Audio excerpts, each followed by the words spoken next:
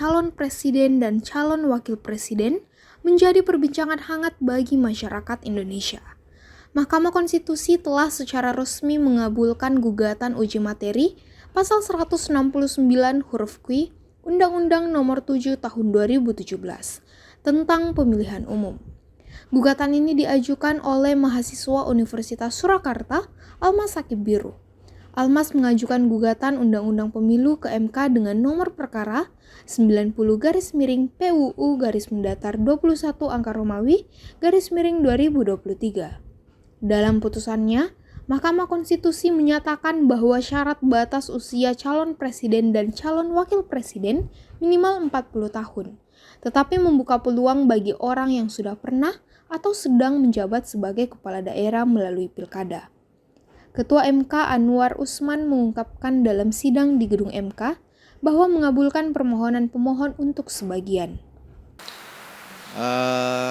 Saya juga barusan buka berita soal ini. Yang memang sudah muncul di pemberitaan media mainstream beberapa hari, media nasional terutamanya. Dan juga ada beberapa respon dari berbagai pihak, mahasiswa, pengamat, dan sebagainya. Kalau sepemahamanku yang dilihat dari keputusan MK kemarin terkait cawapres maupun capres cawapres, aturan mengenai batasan umur atau syarat agar bisa mencalonkan diri, itu ada dua hal yang diatur. Yang pertama terkait batasan umur, yakni 40 tahun, dan objek yang lain diatur itu terkait pernah atau sedang menjalankan atau punya pengalaman lah bahasanya dalam di pemerintahan tingkat apapun itu. Nah, dua hal ini menurutku harusnya diikuti dengan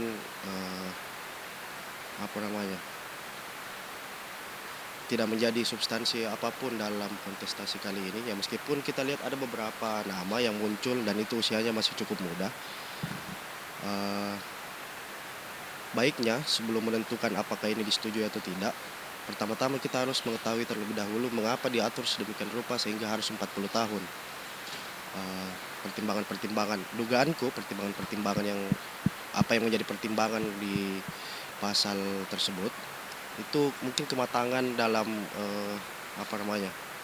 pemerintahan atau kematangan ketika menduduki sebuah jabatan. Nah, itu kan pasti butuh pengalaman yang lumayan panjang, harus banyak bertemu orang, bertemu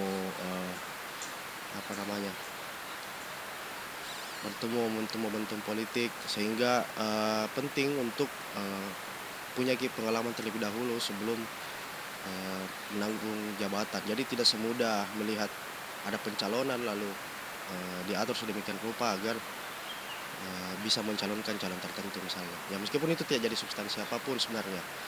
Karena kalau kita bicara pemimpin ideal, muda ataupun tua, yang penting mampu bukan juga mengakomodir semua pihak, tapi mampu mengetahui apa yang perlu diakomodir. Putusan MK ini tak dipungkiri menuai sorotan publik. Pasalnya, MK sudah memutuskan menolak 3 perkara uji materi soal batas usia calon presiden dan calon wakil presiden.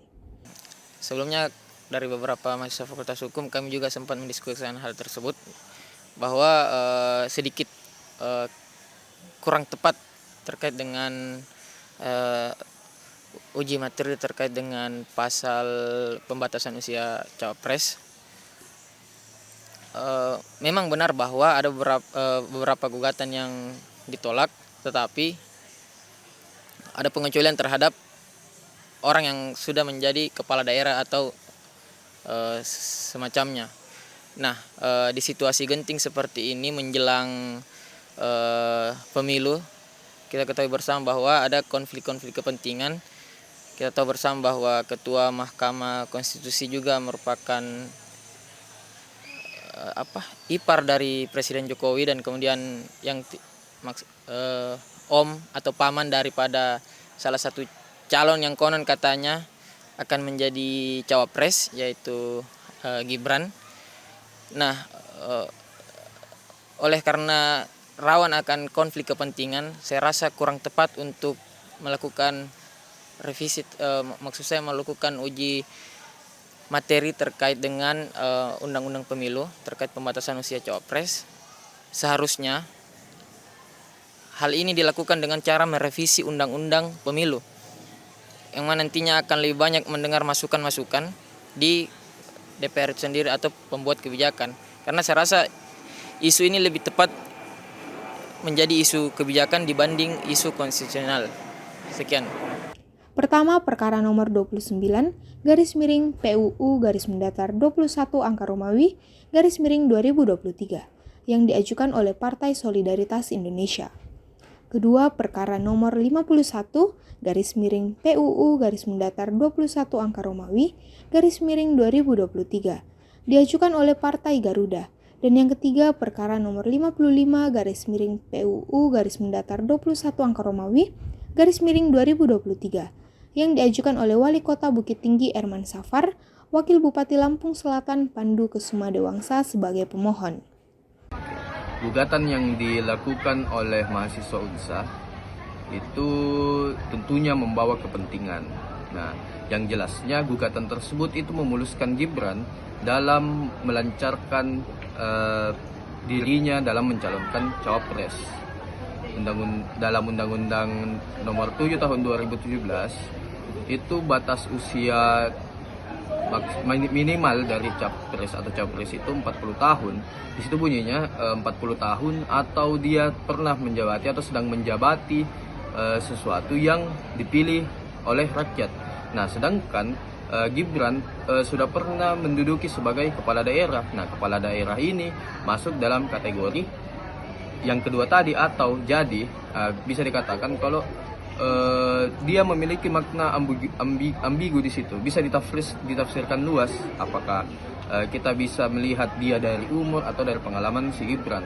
Nah, tetapi soal di situnya itu sebenarnya kita, kalau saya pribadi itu sepakat-sepakat saja soal gugatan mahasiswa UNSA ini. Tapi apa yang melatar belakangi mahasiswa UNSA ini untuk dapat melancarkan Gibran untuk naik cawapres?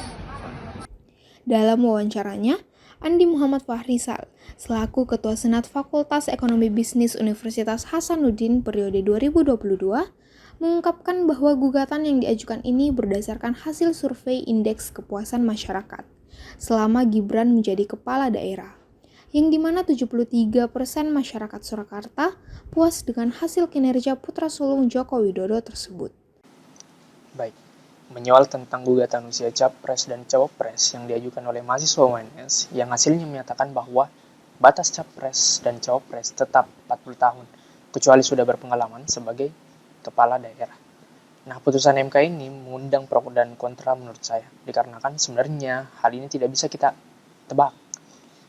Kita tidak bisa kita tebak, dikarenakan semua menjadi kemungkinan-kemungkinan dalam sebuah perpolitikan. Menurut Muhammad Rizky Maulana, selaku Presiden BEM Fakultas Kesehatan Masyarakat Universitas Hasanuddin periode 2022-2023, menuturkan bahwa putusan ini bisa membuka ruang bagi pemuda untuk mengambil peran dalam kontestasi sebuah perpolitikan negeri. Tetapi harap cemas apabila keputusan ini bagi kepentingan dinasti politik kekeluargaan, yaitu putra sulung Joko Widodo, Gibran Rakabuming Raka. Menurutnya masih banyak undang-undang seperti gugatan Omnibus Law dan Undang-Undang Kesehatan yang telah jauh hari digugat, tetapi tidak ditindaklanjuti dan bahkan ditolak. Masyarakat mengharapkan bahwa putusan MK ini bukanlah keputusan yang bersifat dinasti atau bahkan disebut dengan mahkamah kekeluargaan.